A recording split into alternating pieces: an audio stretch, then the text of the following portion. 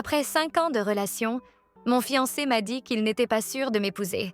Puis il a plaisanté devant ses amis.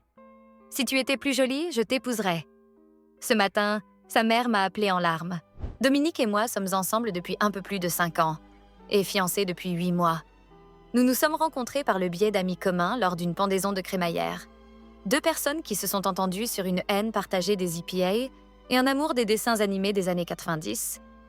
Notre relation a progressé à un rythme confortable, sortant ensemble pendant 1 an, emménageant ensemble après 2 ans, adoptant notre chat, Beans, à 3 ans, et se fiançant l'été dernier. La demande n'a pas été extravagante, juste une randonnée un samedi matin jusqu'à notre point de vue préféré, où il a maladroitement sorti l'écrin de sa poche. J'ai dit oui, immédiatement. Nous avons fixé la date pour octobre et avons lentement tout planifié. Enfin, surtout moi, pendant qu'il hochait la tête. Il y a environ 3 mois, Dominique a commencé à faire des commentaires étranges lorsque nous discutions des préparatifs du mariage. Rien de franchement négatif, juste hésitant. Quand je lui montrais des lieux potentiels, il disait des choses comme « c'est beaucoup d'argent pour une seule journée » ou « avons-nous vraiment besoin d'inviter toutes ces personnes ?» J'ai mis cela sur le compte d'un comportement masculin typique ou de préoccupations budgétaires. Puis sont venues les réponses tardives à mes SMS concernant le mariage. Je lui envoyais des options de traiteur et il répondait des heures plus tard avec juste « ça a l'air bien » ou « comme tu veux ». Quand je lui demandais si tout allait bien, il disait qu'il était juste occupé au travail. Son entreprise de construction avait pris de grands projets, donc cela avait du sens. Le mois dernier, il a commencé à sortir plus souvent avec son ami de travail, Paul. Ils prenèrent des bières après le travail ou regardèrent des matchs chez Paul. Encore une fois, rien d'inhabituel, juste plus fréquent qu'avant. Quand il rentrait à la maison, il semblait distant, vérifiant son téléphone plus souvent et étant moins affectueux. J'ai essayé d'en parler à ma meilleure amie Lena. Elle a suggéré le track avant le mariage et nous a recommandé de passer une soirée en amoureux pour nous reconnecter. Alors, vendredi dernier, j'ai réservé une table dans ce nouveau restaurant italien du centre-ville. J'ai mis une jolie robe, pas trop chic, juste quelque chose que je n'avais pas porté depuis un moment, et j'ai même acheté la bière préférée de Dominique pour l'avoir au frais. La soirée en amoureux a été un désastre. Il semblait distrait tout au long du dîner, s'engageant à peine dans la conversation. Quand j'ai abordé la finalisation de nos plans de lune de miel, il a lâché la bombe. Il n'était pas sûr d'être prêt pour tout ça. Pas seulement la lune de miel, mais le mariage, tout. J'étais abasourdie. 5 ans ensemble, 8 mois de fiançailles, et maintenant il n'était plus sûr. Quand je l'ai pressé, il a mentionné des conversations avec Paul sur la façon dont le mariage change les choses et a fait référence au divorce difficile du frère de Paul. La discussion a rapidement dégénéré. J'essayais de ne pas faire de scène au restaurant tout en ayant l'impression que mon monde s'effondrait. Nous avons à peine touché nos plats. Le retour à la maison a été silencieux, lourd de tension. Dans notre appartement, il a éludé toute conversation, disant qu'il avait besoin de temps pour réfléchir avant de dormir sur le canapé. Le lendemain matin a été douloureusement gênant. Nous nous sommes déplacés l'un autour de l'autre comme des étrangers partageant un Airbnb. Il a mentionné qu'il allait déjeuner avec Paul et des amis du travail pour regarder le match au Rusty Nail, le bar sportif du centre-ville. J'étais trop épuisée émotionnellement pour discuter. Quelques heures plus tard, Lena a appelé et m'a convaincue de sortir de l'appartement. Nous sommes allés prendre un café et j'ai tout déballé. Lena a écouté patiemment, suggérant que Dominique éprouvait peut-être simplement l'anxiété normale d'avant le mariage. Après le café, nous avons erré sans but dans Target, mon activité habituelle pour soulager le stress. J'ai acheté des coussins décoratifs inutiles et un nouveau shampoing, parce que le retail therapy reste une thérapie, n'est-ce pas? En début de soirée, je me suis sentie plus calme et j'ai décidé de rentrer chez moi. J'entrais dans notre complexe d'appartements lorsque j'ai reçu un SMS de Kilar, l'un des collègues de Dominique que j'avais rencontré à la fête de Noël de l'entreprise. Le message me demandait si j'allais bien, mentionnant que les choses sont devenues bizarres au Rusty Nail. J'ai appelé Kilar au lieu de répondre par SMS. Il semblait mal à l'aise, hésitant initialement à donner des détails. Avec un peu d'insistance, il a finalement révélé ce qui s'était passé. Les gars avaient taquiné Dominique à propos des préparatifs du mariage. Et quand Paul lui a demandé s'il était prêt à être avec une seule femme pour toujours, Dominique a exprimé des doutes sur le timing du mariage. Quand Paul lui a demandé ce qui le retenait, Dominique, apparemment ivre, a dit quelque chose comme « Si tu étais plus jolie, je serais plus enthousiaste à l'idée de t'épouser. » Puis il a ri, comme si c'était une blague. Kyler m'a dit que lui et d'autres gars avaient reproché à Dominique son commentaire. Mais Dominique s'est juste mis sur la défensive et a dit qu'il ne savait même pas prendre une blague. Je suis restée dans ma voiture à pleurer pendant 20 minutes après cet appel. L'homme que j'aimais depuis 5 ans, et que je croyais m'aimer, avait publiquement plaisanté sur mon apparence comme étant la raison de son hésitation à m'épouser. Quand je suis finalement rentrée, Dominique était évanoui sur le canapé. Toujours dans ses vêtements de plus tôt, l'appartement sentait la bière éventée. J'ai emmené Beans dans la chambre avec moi et j'ai fermé la porte à clé. Dimanche matin, je me suis réveillée à l'odeur du café et du bacon, le petit déjeuner d'excuses habituel de Dominique. Il avait l'air d'avoir la gueule de bois et d'être penaud, espérant clairement que la nourriture arrangerait les choses. Quand je l'ai confronté à ce que Kyler m'avait dit, son visage s'est affaissé.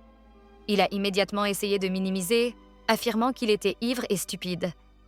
Selon lui, les gars se moquèrent de lui à propos d'être enchaîné, et il avait dit quelque chose de stupide pour les faire taire. Sa défense, les gars sont des gars, n'a fait qu'aggraver les choses. Nous nous sommes disputés sur la façon dont il avait pu m'humilier devant ses amis, lui insistant que ce n'était pas son intention. Il a essayé d'expliquer qu'il était stressé par les coups du mariage et la pression. Mais je ne pouvais pas passer outre le fait qu'il avait utilisé mon apparence comme chute d'une blague cruelle. Je ne pouvais pas rester dans l'appartement avec lui. J'ai pris mon sac à main et je suis partie chez Elliot. Mon frère a toujours été mon refuge dans les moments difficiles. Quand je lui ai raconté ce qui s'était passé, il était furieux, prêt à confronter Dominique directement. J'ai réussi à le calmer, expliquant que j'avais juste besoin d'espace et d'un endroit où rester pendant que je faisais le point. Tout au long de la journée de dimanche, Dominique a continué à m'envoyer des SMS d'excuses et des supplications pour que je rentre à la maison et que nous parlions. Je n'ai répondu qu'une seule fois, disant que j'avais besoin de temps. J'ai posé un arrêt maladie au travail le lundi, incapable de répondre au téléphone au cabinet dentaire en faisant semblant que tout allait bien. Vers 9h du matin le lundi, j'ai reçu un appel de Valérie, la mère de Dominique. Nous nous sommes toujours bien entendus. Elle a toujours été plus favorable à notre relation que ma propre mère, qui vit en Floride avec son 3e mari. Elle avait l'air bouleversée, disant que Dominique l'avait appelée la veille au soir et qu'il y avait quelque chose d'important que je devais savoir. Elle m'a demandé si nous pouvions nous rencontrer quelque part pour parler. Et c'est là que j'en suis maintenant. Assise dans ma voiture devant le café où je dois rencontrer Valérie dans 15 minutes, me demandant ce qu'il pourrait bien y avoir d'autre à savoir, et si ma relation de 5 ans est complètement terminée. Je n'aurais jamais pensé écrire ce message. Je continue de regarder ma bague de fiançailles, me demandant si j'aurais dû le voir venir. Étais-je aveugle, ou les choses ont-elles vraiment changé si soudainement? Devrais-je écouter Valérie? Que pourrait-elle bien me dire qui rendrait tout cela acceptable? Première mise à jour. Tout d'abord, merci à tous pour le soutien écrasant de mon message original. Je ne m'attendais pas à des milliers de commentaires. J'ai essayé d'en lire autant que possible entre les séances de pleurs et le fait de manger compulsivement les Oreos d'urgence du garde-manger de mon frère. Pour ceux qui demandent, oui, j'ai rencontré Valérie, la mère de Dominique, et j'y viendrai à la fin de cette mise à jour.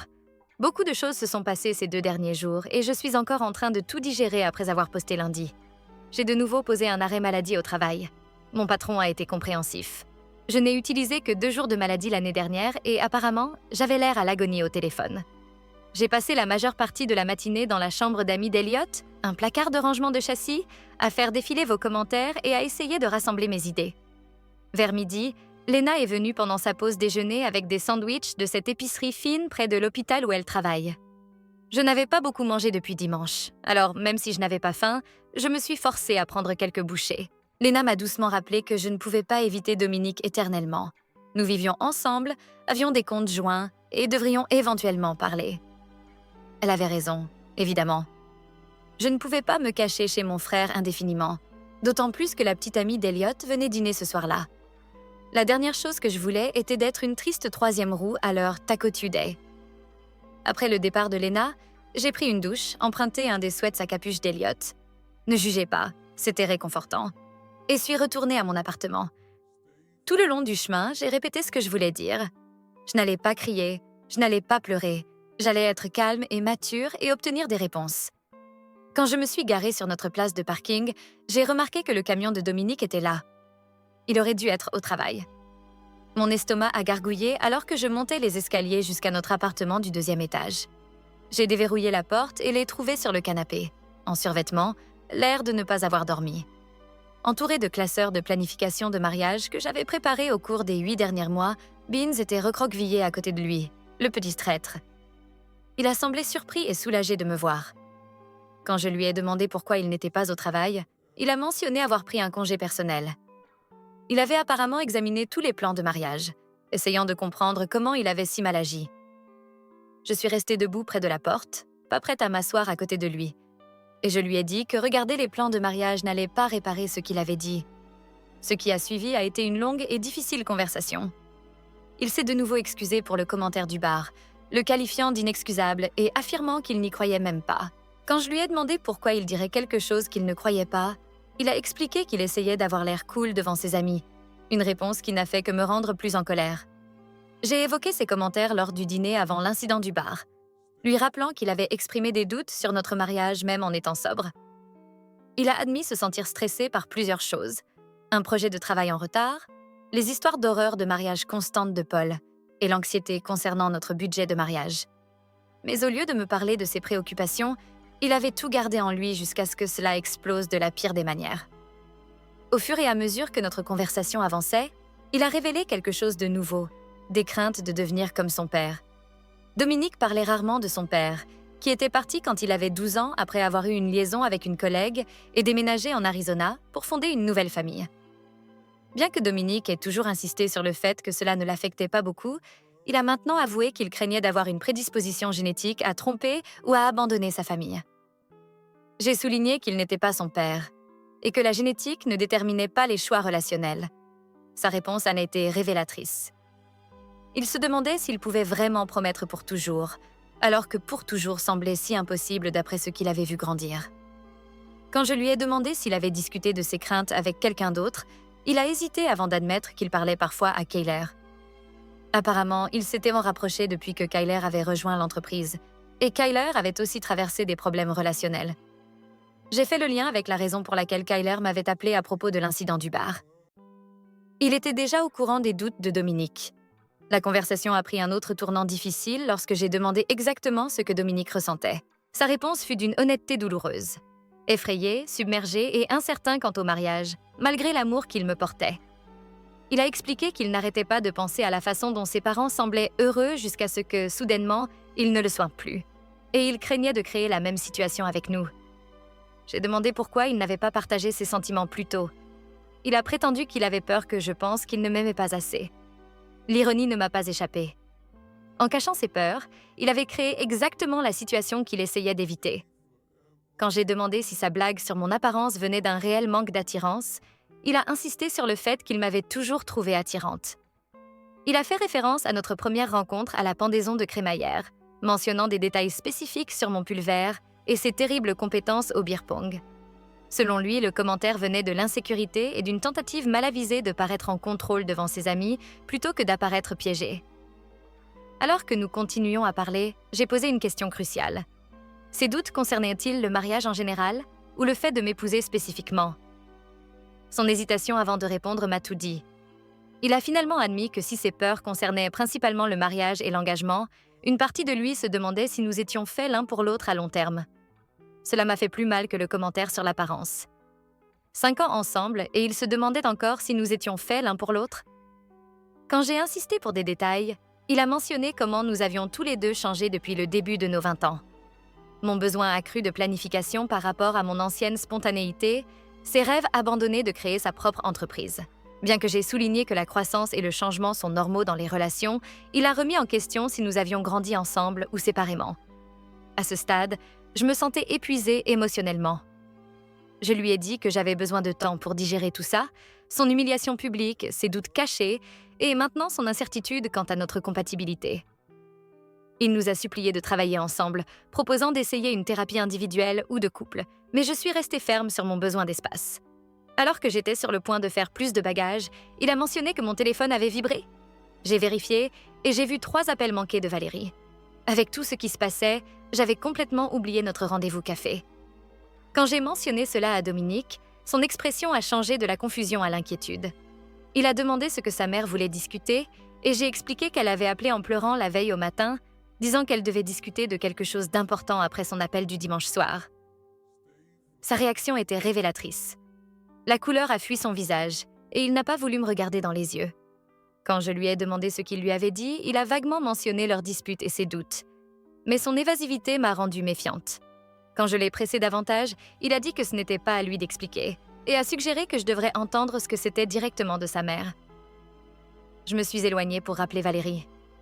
Elle a répondu immédiatement, inquiète que je ne sois pas venue à notre rendez-vous. J'ai expliqué que j'étais à l'appartement en train de parler avec Dominique. Elle a mentionné avoir quelque chose d'important à me dire et a suggéré de nous rencontrer tout de suite. Sa voix semblait tendue quand j'ai mentionné être avec Dominique, augmentant encore ma suspicion qu'il y avait quelque chose d'important que je ne savais pas. Après avoir arrangé de rencontrer Valérie dans 30 minutes, j'ai de nouveau confronté Dominique, lui demandant ce que sa mère savait que je ne savais pas. Il a finalement levé les yeux, son expression un mélange de culpabilité et de résignation. Il a dit qu'il y avait quelque chose qu'il aurait dû me dire lui-même et a suggéré que je parle à sa mère, offrant de partir à mon retour si c'était ce que je voulais.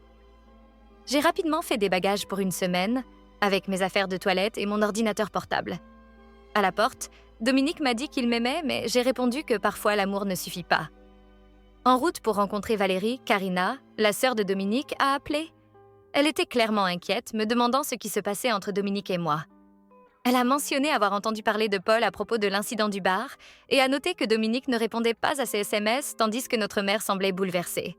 Quand j'ai expliqué que je me dirigeais vers Valérie, Karina a semblé surprise et a demandé si la réunion concernait Maria. Le nom m'a frappée comme un camion. « Quoi, Maria ?» j'ai demandé. La réaction choquée de Karina et son rapide rétropédalage m'ont dit qu'elle avait accidentellement révélé quelque chose d'important. Elle s'est excusée et m'a exhortée à écouter Valérie, refusant d'expliquer davantage malgré mon insistance. Alors que je me garais sur le parking du café, j'ai aperçu Valérie déjà assise à une table près de la fenêtre. Ses yeux étaient rougis et gonflés. Quoi qu'elle s'apprêtait à me dire, j'avais le pressentiment que cela allait tout changer. Mon téléphone a vibré avec un SMS alors que je marchais vers sa table. C'était de Dominique. « Quoi que ma mère te dise, s'il te plaît, souviens-toi que je t'aime. J'ai juste eu peur et j'ai fait de terribles erreurs. Je comprendrai si tu ne peux pas me pardonner. » J'ai rangé mon téléphone, j'ai pris une profonde inspiration et je me suis assise en face de Valérie. Deuxième mise à jour. Merci à tous pour le soutien de mes précédents messages. La lecture de vos commentaires a été à la fois réconfortante et bouleversante. Je n'ai pas pu répondre à beaucoup, mais sachez que je les ai lus et que j'apprécie les conseils. J'écris ceci depuis un nouvel endroit, l'appartement de Léna. Après avoir rencontré Valérie hier, je ne pouvais pas retourner chez Elliot ou dans notre appartement. Léna a un canapé-lit un peu plus confortable que le futon de la chambre de rangement d'Elliot. De plus, son chat Pepper ne me juge pas quand je pleure dans mes céréales à 2 heures du matin. Alors, la rencontre avec Valérie, par où commencer? Le café était bondé pour un mardi après-midi. Un collège communautaire local venait de terminer les cours et les étudiants avec des ordinateurs portables occupaient la plupart des tables. Valérie avait réussi à trouver une banquette d'angle, le genre avec des dossiers hauts qui créait au moins l'illusion d'intimité. Elle avait l'air différente de la dernière fois que je l'avais vue lors de notre dîner de famille mensuel il y a 3 semaines. Son carré habituellement parfait était légèrement décoiffé et elle ne portait pas de maquillage. En 5 ans que je la connais, je n'ai jamais vu Valérie sans au moins du mascara et du rouge à lèvres. Elle n'est pas vaniteuse, c'est juste sa routine. Comme certaines personnes ne peuvent pas commencer leur journée sans café. Quand je suis arrivée, elle s'est levée pour me serrer dans ses bras. Elle sentait les draps de sécheuse à la lavande qu'elle utilise toujours. J'ai commandé un café noir, même si ce que je voulais vraiment, c'était une de ces choses sucrées au caramel avec de la crème fouettée supplémentaire. D'une certaine manière, il semblait inapproprié de commander quelque chose de frivole pour cette conversation. Après quelques banalités gênantes, Valérie est allée droit au but. Dominique l'avait appelée dimanche soir dans une crise émotionnelle totale. Bien qu'elle ait reconnu que ses craintes concernant l'engagement et le fait de devenir comme son père étaient réelles, il y avait quelque chose de beaucoup plus immédiat qui causait son comportement. Maria. J'ai failli m'étouffer avec mon café. Maria, la nouvelle coordinatrice de projet chez l'entreprise de Dominique? La femme qu'il avait mentionnée quelquefois en passant? Comme Valérie l'a expliqué, tout en déchirant nerveusement une serviette en minuscules morceaux, Dominique avait développé des sentiments pour Maria au cours des derniers mois. Rien de physique ne s'était passé, du moins selon ce que Dominique avait dit à sa mère. Mais il y avait un lien émotionnel qui le faisait remettre en question tout de notre relation. Je suis restée là, essayant de digérer cette information, ayant l'impression que le café penchait de côté. Pendant que Valérie continuait à parler, je reliais mentalement les points, construisant une chronologie. Maria avait commencé chez l'entreprise de Dominique vers le Nouvel An. Je l'avais rencontré brièvement à la fête de fin d'année de l'entreprise en mars. À ce moment-là, Dominique agissait déjà différemment. Plus distant, vérifiant son téléphone constamment, passant plus de temps avec des amis du travail. Je l'avais rencontré brièvement à la fête de fin d'année de l'entreprise en mars. À ce moment-là, Dominique agissait déjà différemment. Plus distant, vérifiant son téléphone constamment, passant plus de temps avec ses amis de travail. Ce que j'avais mis sur le compte du stress de son grand projet ressemblait maintenant à quelque chose de complètement différent. Quand j'ai demandé à Valérie pourquoi elle me racontait cela au lieu de protéger son fils, ses yeux se sont embués. Le parallèle avec la rupture de son propre mariage est devenu clair à mesure qu'elle partageait plus de détails. Avant que le père de Dominique ne parte pour l'Arizona avec sa collègue, il y avait eu des mois de distance, de commentaires blessants et de disputes fabriquées, tous conçus pour créer de la distance plutôt que d'admettre la vérité. Elle ne voulait pas voir l'histoire se répéter, avec moi laissée dans l'ignorance pendant que Dominique prenait la voie de la lâcheté. Le commentaire au bar a soudainement pris plus de sens. Non seulement de l'ivresse stupide, mais une tentative subconsciente de saboter notre relation afin qu'il n'ait pas à faire le choix difficile lui-même. Nous avons parlé pendant plus d'1 heure. Valérie a partagé plus sur sa propre expérience, comment elle avait essayé de sauver son mariage même après avoir appris l'affaire, comment elle s'était reprochée de ne pas être suffisante. Avant que nous nous séparions sur le parking, elle a dit quelque chose qui résonne dans ma tête depuis. La leçon la plus difficile que j'ai apprise est que vous ne pouvez pas forcer quelqu'un à vous choisir. Soit ils le font, soit ils ne le font pas, et tout ce qui se trouve entre les deux ne fait que retarder l'inévitable. Je suis restée longtemps dans ma voiture après, fixant mon téléphone. Il y avait 3 nouveaux SMS de Dominique, toutes des variations de « Je suis désolée » et « Je t'aime ». Mais aucune mention de Maria, toujours en train de cacher toute la vérité. Au lieu de lui répondre, j'ai appelé Lena et lui ai demandé si je pouvais passer la nuit chez elle. Elle n'a pas hésité ni posé de questions. Elle a juste dit qu'elle était déjà en train de préparer le canapé-lit et a proposé de prendre le dîner en rentrant chez elle. C'est le genre d'ami que tout le monde mérite pendant une crise. J'ai finalement envoyé un SMS à Dominique. « Je suis au courant pour Maria. Ne me contacte plus tant que tu n'es pas prêt à me dire toute la vérité. Je viendrai chercher d'autres affaires demain pendant que tu seras au travail. » Ensuite, j'ai bloqué son numéro. Pas définitivement, juste pour la nuit. J'avais besoin d'espace pour réfléchir sans ses explications ou ses justifications. Sur le chemin de chez Lena, Karina a appelé. La conversation a confirmé ce que Valérie m'avait dit et a ajouté une autre couche. Elle avait entendu Dominique et Paul discuter de la situation jeudi dernier. Elle avait confronté son frère et lui avait fait promettre d'être honnête avec moi après le week-end. Il n'avait clairement pas tenu cette promesse. Ce qui m'a le plus surprise, c'est le soutien indéfectible de Karina. Bien qu'étant la sœur de Dominique, elle a clairement indiqué qu'elle était de mon côté dans cette situation. Le soulagement que j'ai ressenti était énorme. J'avais eu peur de perdre non seulement Dominique, mais toute sa famille, qui était devenue ma famille au fil des ans. L'appartement de Lena était exactement ce dont j'avais besoin cette nuit-là. Un espace neutre où je pouvais simplement exister sans m'expliquer. Nous avons mangé thaïlandais sur le sol de son salon. Sa table basse était couverte de papier de son cours en ligne. En regardant une compétition de pâtisserie que ni l'une ni l'autre ne suivions vraiment. La normalité banale de la situation était comme une bouée de sauvetage au milieu de ma tempête émotionnelle. Après que Lena soit allée se coucher, je suis restée éveillée, faisant défiler des photos sur mon téléphone. 5 ans de souvenirs avec Dominique. Vacances, jours fériés, selfies aléatoires des jours ordinaires. Nos photos de fiançailles nous montraient souriants comme si nous avions gagné à la loterie. Je faisais des projets mentaux pour le lendemain. Aller à l'appartement pendant que Dominique était au travail, emballer plus d'affaires, peut-être parler au propriétaire de la résiliation de notre bail, quand mon téléphone a vibré avec un message d'un numéro inconnu. « Margot, c'est Maria. Je sais que tu as bloqué Dominique. Pouvons-nous nous rencontrer demain? Il y a d'autres choses que tu devrais savoir.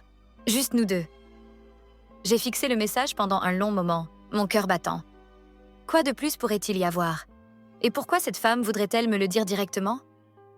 Après ce qui a semblé être 1 heure, mais n'était probablement que quelques minutes, j'ai tapé une réponse. Où et quand? 3e mise à jour. Tout d'abord, merci à tous pour le soutien écrasant de mes précédents messages. J'ai lu vos commentaires pendant mes nuits blanches, et ils m'ont aidé plus que vous ne pouvez l'imaginer. Pour ceux qui demandent comment je vais, je survis. Certains moments sont plus faciles que d'autres. La rencontre avec Maria a eu lieu, et elle ne s'est pas du tout passée comme je l'avais prévu. Nous nous sommes rencontrés dans ce petit restaurant de petit déjeuner près du parc. Un terrain neutre, je suppose. Quand je suis arrivée, elle était déjà là, faisant défiler nerveusement son téléphone. Elle semblait différente de ce dont je me souvenais de la fête de l'entreprise. Moins raffinée, plus humaine en quelque sorte. Ses cheveux étaient attachés en chignon désordonné et elle portait un maquillage minimal. Ce qui m'a immédiatement surprise, c'est à quel point elle semblait mal à l'aise. Si elle avait eu une liaison émotionnelle secrète avec mon fiancé, n'aurait-elle pas dû être plus confiante? Au lieu de cela, elle n'arrêtait pas de tripoter sa tasse de café, évitant le contact visuel. La conversation a révélé 2 bombes majeures. Premièrement, Maria n'avait aucune idée que Dominique avait développé des sentiments pour elle avant que Paul ne le mentionne par hasard la semaine dernière. Selon elle, elle et Dominique avaient travaillé en étroite collaboration sur un projet, s'envoyant occasionnellement des messages sur le travail après les heures, mais rien qui ne dépassait les limites de son point de vue. Elle n'avait jamais flirté avec lui ni encouragé quoi que ce soit au-delà de l'amitié. Elle m'a montré l'historique de leurs messages, principalement des choses liées au travail, des mèmes occasionnels, rien de romantique ou d'inapproprié. Elle avait même un petit ami depuis 3 ans qui se joignait parfois à leur groupe pour les happy hours. La deuxième révélation concernait Paul. Apparemment, il avait délibérément semé la discorde. Maria l'avait entendu au travail encourager Dominique à explorer ses options avant de s'installer, la mentionnant spécifiquement comme quelqu'un qui comprend Dominique mieux que moi. Elle a expliqué que Paul racontait à tout le monde au travail que Dominique avait des doutes sur le mariage, faisant des blagues sur le fait qu'il était piégé et qu'il passait à côté de sa liberté. À la fin de notre rencontre, je me suis sentie étrangement calme. Maria n'était pas la méchante que j'avais imaginée. Elle était juste une spectatrice prise dans la manipulation de Paul et la faiblesse de Dominique. Avant que nous nous séparions, elle a dit quelque chose qui m'est resté en tête. « Tu sembles être quelqu'un qui connaît sa valeur. Ne laisse personne te la faire remettre en question. » Je suis partie de cette réunion avec une nouvelle perspective et un plan. Il ne s'agissait plus seulement de Dominique et moi. Il s'agissait de l'influence toxique de Paul, de l'histoire familiale de Dominique et de ma place dans tout cela. J'ai envoyé un SMS à Karina après, lui demandant si elle pouvait organiser une réunion de famille dans son appartement. Un terrain neutre car je n'étais pas encore prête à être seule avec Dominique. Elle a immédiatement accepté. Ce qui m'amène au dîner d'hier. Karina avait tout arrangé dans son petit mais confortable appartement. Elle avait commandé de la nourriture dans ce restaurant italien près de son immeuble. Rien d'extraordinaire, juste des pâtes et de la salade. Valérie est arrivée la première, puis Paul. Karina avait insisté pour qu'il soit présent. Et enfin Dominique, qui semblait n'avoir pas dormi depuis des jours. Les 20 premières minutes ont été atroces. Nous étions tous assis autour de la table de Karina, poussant les pâtes dans nos assiettes, faisant de petites conversations étranges sur la météo et la nouvelle table basse de Karina. L'éléphant dans la pièce nous volait pratiquement la nourriture, mais personne ne voulait être le premier à le reconnaître. Finalement, Valérie a brisé le silence en déclarant sans détour que nous n'étions pas là pour une réunion sociale, mais pour aborder ce qui s'était passé et trouver une solution. Cela a ouvert les vannes. J'ai partagé ce que j'avais appris de Maria, observant attentivement le visage de Paul pendant que je parlais. La façon dont son expression est passée de la confusion à la défensive m'a tout dit. Il a essayé de m'interrompre, prétendant veiller sur son ami, mais Karina l'a coupé. Dominique était resté silencieux, fixant ses pattes. Interrogé directement, il a admis que Maria avait juste été amicale, mais il en avait fait autre chose par peur de devenir comme son père. Valérie a tressailli. Quand j'ai parlé de la blague au bar, Dominique a eu honte. Ce n'était pas contre Maria, juste sa lâcheté. Paul le taquinait, et pour paraître cool, il a dit quelque chose de horrible. Selon Dominique, mon apparence n'a jamais été en cause. Paul a voulu minimiser. Ce ne sont que des discussions entre hommes, mais Karina a rappelé que nous devions nous marier dans 3 mois. Cette simple phrase m'a frappée. Les faire-part étaient partis, la compte payée, ma robe attendait les retouches. Alors j'ai dit doucement que je ne croyais plus au mariage. Silence. Dominique protesta, mais je l'ai interrompu. J'ai expliqué ma semaine de réflexion. Ce n'était pas que Maria ou la blague ou Paul. C'était son manque d'honnêteté avec lui-même et moi. Son désintérêt pour la planification, son temps avec Paul, sa distance émotionnelle. J'avais trouvé des excuses, mais je méritais quelqu'un de sûr. Paul fit un commentaire sarcastique sur mon dramatique. Valérie et Karina répliquèrent. Dominique assurait m'aimer, juste peur de tout gâcher.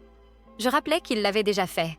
La conversation dura des heures, avec larmes et mots durs, surtout entre Karina et Paul. Nous avons ravivé de vieilles blessures et découvert de nouvelles. Vers minuit, conclusion inévitable, le mariage est annulé. Notre relation de 5 ans était terminée. Ce n'était pas dramatique, juste la reconnaissance d'un manque de confiance. peut-être reconstruit un jour, mais pas pour octobre, pas avec Maria dans son entreprise, pas avec l'écho de cette blague. Karina me ramena chez Lena, assurant que notre amitié ne changerait pas. Je m'assis dans le noir sur le canapé-lit, laissant la réalité m'envahir. 5 ans, disparu. Mariage annulé, futur incertain. Je fis une liste, annuler la salle, perdre la compte, rendre la bague, contacter les invités, déménager, changer mon statut sur les réseaux. Vers 2 heures du matin, Lena vint me rejoindre, s'assit à côté de moi, bras autour de mes épaules. Nous restâmes ainsi jusqu'au lever du soleil, simplement existant dans ma nouvelle réalité. Ce matin, je me suis réveillée avec un message de Dominique me demandant si nous pouvions nous rencontrer pour discuter de questions pratiques. Le bail de l'appartement, séparer nos finances, que faire des meubles que nous avions achetés ensemble. Tellement adulte, tellement définitif. Message d'Eliott pour m'aider à faire mes valises. Ma bague est lourde au doigt, je la tourne machinalement. La bague est simple. Un diamant rond sur une monture en or blanc, choisi par Dominique pour sa classique, comme notre relation. Ironique. J'ai appelé la salle de réception. Compréhensive mais ferme, l'acompte de 8 000 $ n'est pas remboursable. Argent économisé pendant 1 an, sacrifice pour les vacances, vêtements, restaurants. Mon côté pratique frissonne devant ce gaspillage. Mon côté émotionnel s'en fiche. Karina a trouvé un photographe prêt à transférer notre acompte à un autre événement. Valérie m'a proposé d'aider à informer la famille pour m'éviter des conversations embarrassantes. Paul, sans surprise, a envoyé un message non excuse. Ces choses arrivent. Tu trouveras quelqu'un de mieux. Supprimé. Maria a écrit qu'elle regrettait la situation et rien ne s'était passé entre eux. Je la crois. Elle semble être un dommage collatéral dans les peurs de Dominique et la manipulation de Paul. Le plus dur, les rappels quotidiens. Le classeur de planification de mariage dans mon sac, la playlist Spotify pour la réception, le dossier de la lune de miel sur mon ordinateur. Petit morceau d'un futur disparu. Lena a suggéré un jour de congé, mais j'ai travaillé. Rester chez moi à trop réfléchir semblait pire que répondre au téléphone et trier les demandes d'assurance. Collègues merveilleusement normaux. Soit ils ne savaient pas, soit ils faisaient semblant de ne pas voir mes yeux gonflés et ma bague absente. Demain, je rencontre Dominique dans un café pour échanger les clés et discuter de l'appartement. Il déménage chez son cousin, mon nom est sur le bail. Conversation pratique dans le démantèlement d'une relation. Le mois dernier, nous débattions des chansons et gâteaux. Maintenant, nous partageons les appareils et décidons qui garde la PlayStation. Je repense souvent à ce que Valérie a dit. Les fins sont rarement propres. Elles sont compliquées, tristes, désordonnées. Elle sait ce que c'est. Elle a reconstruit sa vie après le départ du père de Dominique, élevé 2 enfants seuls, retrouvé le bonheur. Peut-être qu'il y a de l'espoir, je prends un jour à la fois. Demain, l'appartement et les finances. Semaine prochaine, chercher un nouvel endroit. L'avenir est flou, mais existant. Karina m'a proposé un café et m'a parlé du chalet de vacances de son ami Kenzo si j'avais besoin de calme. Soutien inattendu mais précieux. Une partie de moi veut s'échapper. Une autre sait que j'ai besoin de mon réseau. Lena, Eliott, Valérie, Karina. Je ne consulterai plus l'appli de mariage, n'épinglerai plus de déco, ni ne pratiquerai ma nouvelle signature avec le nom de Dominique. Cet avenir est parti. Même si je ne sais pas ce qui suit, je commence à croire qu'il y aura quelque chose. 3 mois depuis le dîner qui a brisé mes fiançailles. 3 mois à reconstituer ma vie. Dominique a déménagé la semaine suivante. Eliott et Lena ont emballé ses affaires, soigneusement étiquetées. Surréaliste de séparer 5 ans en « les siens » et « les miens ». La cafetière de son anniversaire, le plaid du week-end à la montagne, les photos encadrées au mur. L'appartement semblait vide, plus décor de théâtre que maison. J'y suis restée 2 semaines de plus avant que le gestionnaire accepte que je rompe le bail avec 1 mois supplémentaire. Cela valait l'argent pour échapper aux fantômes de notre relation. Trouver un nouveau logement fut plus difficile que prévu. Le marché locatif est brutal, et mon budget solo est serré. J'ai trouvé un petit studio de l'autre côté de la ville avec un balcon où je plante des herbes. Le basilic meurt, la menthe prospère, symbolique pour moi. Toutes nos dépenses communes étaient désormais à ma charge. Assurance, streaming, courses. Je suis devenue celle qui utilise des coupons, achète des marques de distributeurs, suit ses dépenses dans un tableur et réfléchit avant de commander à emporter. Les fournisseurs de mariage ont été compréhensifs. La salle garde la compte mais envoie un mot gentil. Le fleuriste rembourse la moitié. Le DJ recommande son frère en centre de thérapie. La bague de fiançailles est dans ma commode, dans sa boîte d'origine. Dominique m'a dit de la garder ou de la vendre. Il serait de mauvais karma de la reprendre. Certains jours, j'oublie qu'elle est là, d'autres, je la regarde, me demandant comment un petit diamant pouvait représenter de si grandes promesses. Les réseaux sociaux furent un enfer. J'ai attendu 2 semaines avant de changer mon statut, redoutant les questions. Quand je l'ai fait, les notifications ont afflué. Amis, parents éloignés, anciens camarades. J'ai posté une brève déclaration sur des décisions mutuelles, demandé de l'intimité, coupé les notifications et jeté mon téléphone. Plus tard, j'ai posté une photo des clés avec la légende « Nouveau départ ». Moins de likes que l'annonce de fiançailles, mais plus authentique. Depuis la rupture, Dominique et moi avons parlé quelques fois pour des affaires pratiques. Courrier, compte cloud, rendre une friteuse empruntée. Civil mais tendu, comme des connaissances dans un ascenseur. Il travaille toujours dans la même entreprise. Toujours ami avec Paul, malgré quelques désaccords récents. Maria a demandé un transfert et reste froide. Le mois dernier, il m'a proposé de nous rencontrer. Terrain neutre. Un café près de mon nouvel appartement, comme Léna l'avait suggéré. Il était plus mince, avec de gros cernes, une chemise inconnue. 10 minutes de conversation forcée, puis il sort un carnet. Je vois quelqu'un, un thérapeute. Il expliqua que le carnet était pour sa thérapie, réflexion quotidienne sur ses schémas et comportements à changer. Il avait examiné sa relation avec son père, son amitié avec Paul et la façon dont il m'avait traitée. Il ne demandait pas pardon ni réconciliation, il voulait juste que je sache qu'il travaillait sur lui-même. J'aurais dû faire ça il y a des années, peut-être que les choses auraient été différentes, admit-il. C'était la fois où je l'avais vu le plus conscient de lui-même et j'espérais sincèrement que la thérapie l'aiderait. Pas pour moi. Ce bateau avait coulé, mais porter autant de traumatismes familiaux non résolus semblait épuisant. Avant de nous séparer, il mentionna qu'il avait entendu que j'étais encore proche de sa mère et de sa sœur. « Je suis content, elles ont besoin de bonnes personnes dans leur vie », dit-il. Une des parties les plus étranges de cette rupture. Maintenir des relations avec la famille de Dominique tout en me déconnectant de lui. Valérie m'envoie des messages hebdomadaires, souvent des mèmes ou des nouvelles de son jardin. Karina et moi prenons le petit déjeuner tous les 2 dimanches dans un petit dîner entre nos appartements. Elle respecte mes limites et évite de trop parler de Dominique. Personnellement, cette rupture m'a permis une profonde révélation. Certains jours, je me sens libérée, soulagée de ne pas avoir épousé quelqu'un qui aurait pu me blesser si négligemment. D'autres jours, quand mon chauffe-eau fait des siennes ou que je n'atteins pas quelque chose que Dominique aurait pris pour moi, je regrette les conforts pratiques du couple. J'ai commencé une thérapie, non pas seulement pour la rupture, mais pour comprendre combien je m'étais compromise, combien de signaux d'alarme j'avais ignorés et combien de moi-même j'avais mis de côté pour ses besoins et insécurités. Mon thérapeute m'a encouragée à récupérer ces parts de moi perdues. J'ai repris la randonnée le samedi matin, que j'avais abandonnée à cause de ses plaintes sur les levers tôt. Sortir à nouveau semble lointain. Mes collègues tentent de me présenter un homme formidable, mais je ne suis pas prête. Pour l'instant, j'apprends à être à l'aise avec ma propre compagnie. Le développement le plus inattendu fut la lune de miel annulée. Un chalet sur la côte pour 10 jours, non remboursable. Pendant des semaines, j'ai ignoré le rappel dans mon calendrier. Puis, Léna suggéra « Fais le voyage seul, tu n'as jamais voyagé seul. Peut-être est-il temps ?» Terrifiant d'abord, l'idée devint attrayante. Réveiller tard, explorer sans compromis, lire un livre entier d'un coup. La semaine prochaine, je pars pour ce chalet en solo. 3 livres de poche, des podcasts, un maillot de bain choisi pour moi seule. Ma mère pense que je suis folle.